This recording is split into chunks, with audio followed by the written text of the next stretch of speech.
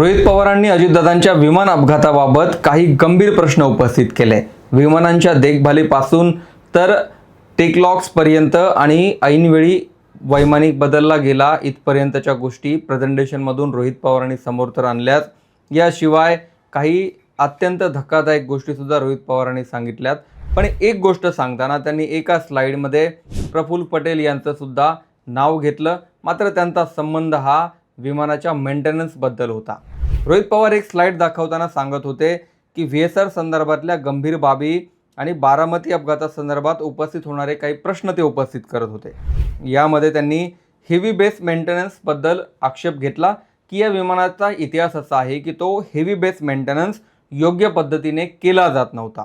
MRO कडून हा maintenance केला जातो, मेंटेनन्स रिपेअर अँड ओव्हरऑल कडे न पाठवता जी VSR कंपनी आहे ही इन हाऊस मेंटेनन्स करत होती। MRO या देशातल्या मोठ्या कंपन्या आहेत आणि देशात 2च कंपन्या असल्याचं रोहित पवारांनी सांगितलं। त्यांचं असंही म्हणणं होतं की यातली एक कंपनी जी आहे प्रफुल्ल पटेल यांच्या मालकीची असल्याची माहिती असल्याचा दावा रोहित पवारांनी केला। प्रफुल्ल पटेल यांच्या कंपनीविषयी बोलल्यानंतर मेंटेनन्सवरती रोहित पवार बोलत होते की हेवी बेस मेंटेनन्स करणारे कर्मचारी कोण होते, हा हेवी बेस मेंटेनन्स इन हाऊसच का केला जात होता, MRO कडे हे विमान का पाठवलं जात नव्हतं, असे काही सवाल रोहित पवारांनी या स्लाइडमधून केले आणि त्यांनी पहिल्यांदाच प्रफुल्ल पटेल यांचं सुद्धा नाव या सगळ्या स्लाइडमध्ये पहिल्यांदा घेतलं। दुसरा प्रश्न रोहित पवारांनी उपस्थित केला तो म्हणजे विमानाच्या एक दिवस आधी हे विमान बुक कसं करण्यात आलं किंवा हे विमान बुक करण्यापर्यंतचा प्रसंग कसा आला। कारण अजितदादा साधारण 5-5:30 वाजताच्या दरम्यान बारामतीला वाहनाने जाणार होते, त्यांचा ताफाही सज्ज होता 5 ते 5:30 वाजताच्या दरम्यान। तसे CCTV फुटेज देवगिरीवरती उपलब्ध असल्याचं रोहित पवारांनी सांगितलं।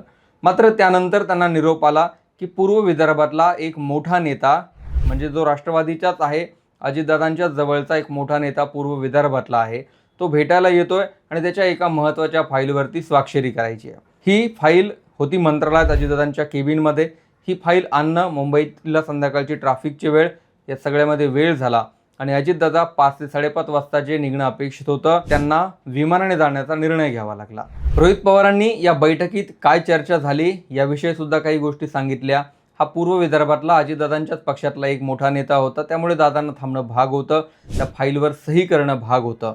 मात्र चर्चेचे तपशील आमच्या जे कानावर आले त्यानुसार एका कन्सल्टिंग कंपनीविषयी ही चर्चा होती। या कन्सल्टिंग कंपनीला म्हणजे राजकीय पक्षासाठी, आता ही राजकीय पक्ष म्हणजे दादांच्याच पक्षासाठीची ही कंपनी होती की एखादी स्पेसिफिक कंपनी होती याविषयी कोणताही उल्लेख रोहित पवारांनी करणं टाळलं। मात्र दाट शक्यता आहे की अजितदादा ज्या उल्लेखानं बोललेत ती राष्ट्रवादीसाठी काम करणाऱ्या कन्सल्टिंग कंपनीविषयी ही चर्चा होती। रोहित पवारांचं असं म्हणणं होतं की राजकारण कसं करायचं या कंपन्यांनी आम्हाला शिकवू नये, आम्ही एवढी वर्ष राजकारण करतोय।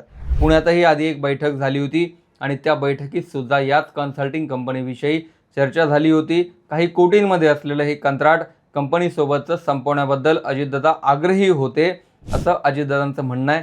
आणि जी बैठक अजितदादांच्या विमान अपघाताच्या एक दिवस आधी झाली त्या बैठकीत सुद्धा अजितदादांनी कन्सल्टिंग कंपनीविषयीची चर्चा त्या संबंधित नेत्यासोबत केल्याची माहिती रोहित पवारांनी दिली। अजितदादा 5-5:30 वाजता निघणं अपेक्षित होतं। ही सगळी चर्चा, मंत्रालयातून फाईल आणणं, त्यावर सही करणं आणि लांबलेली बैठक यामुळे अजितदादांना निघण्यासाठी उशीर झाला आणि साधारण 7:30 वाजण्याच्या सुमारास विमान बुक केलं गेलं। बाकी स्टाफ वाहनाने बारामतीला गेला आणि हे विमान साधारणपणे 7:30 वाजण्याच्या आसपास बुक केलं। बुक करणाऱ्या ज्या कंपन्या आहेत ॲरो आणि साई एव्हिएशन, या 2 कंपन्या महिन्यातले 15-15 दिवस मिळून सरकारसाठी, सरकारी मंत्र्यासाठी आणि VIPंसाठी सरकारमधल्या विमानं बुक करतात। ॲरो या कंपनीने हे विमान बुक केलं होतं। ॲरो कंपनीचा मालक कोण आहे आणि त्या ॲरो कंपनीतल्या एका कर्मचाऱ्याने, ज्याला हँडलर रोहित पवारांनी असा उल्लेख केला, त्याने धुकं नाही बारामतीमध्ये कोणताही असा क्लिअरन्स का दिला, त्यानंतरच त्या क्लिअरन्स नंतरच विमानाने टेक ऑफ केलं होतं। ही ॲरो कंपनी कोणाच्या मालकाची आहे असंही शोधून काढण्याचं आव्हान रोहित पवारांनी दिलं आहे। या सगळ्या घडामोडींमध्ये रोहित पवारांनी विमानाच्या मेंटेनन्सवरती प्रश्नचिन्ह उपस्थित केलं।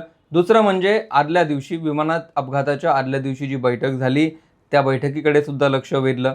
त्या बैठकीमुळे जो उशीर झाला त्यामुळे विमान बुक करावं लागलं आणि विमान कोणत्या कंपनीने बुक केलं, त्या कंपनीचा मालक कोण होता ते शोधून काढा, असंही रोहित पवारांनी सांगितलं. यात अनेक गोष्टी आहेत. वैमानिकाकडे सुद्धा रोहित पवारांनी बोट दाखवलं. रोहित पवारांचं असं म्हणणं होतं की वैमानिक आधीच इंटरनॅशनल फ्लाईटवरून आला होता. इंटरनॅशनल फ्लाईटमध्ये दारू दिली जाते. संबंधित वैमानिकाला दारू पिल्याचा इतिहास आहे. एकदा लेअर जेटचंच प्रशिक्षण अमेरिकेमध्ये दारू पिल्यामुळे वैमानिकाला अर्ध्यावर सोडावं लागलं होतं. याशिवाय दारू पिल्यामुळे 3 वर्षांसाठी या पायलटचं लायसन सस्पेंड करण्यात आलं होतं.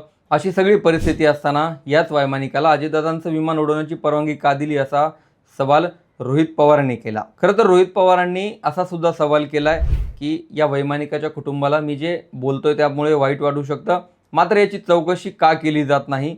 या दरम्यानच्या काळामध्ये जे कागदपत्र आहेत ते छेडछाड केली जाण्याची शक्यता आहे. ती छेडछाड करण्यासाठीच हे सगळं केलं जात आहे का, हे सांगत VSR कंपनी जी आहे, ज्या कंपनीच्या मालकीचं हे विमान आहे, त्या कंपनीवरती सुद्धा रोहित पवारांनी काही गंभीर प्रश्नचिन्ह उपस्थित केलेत पायलटवर. कारण पायलट शेवटची 5 मिनिटे पायलटचा कोणताही आवाज येत नाही.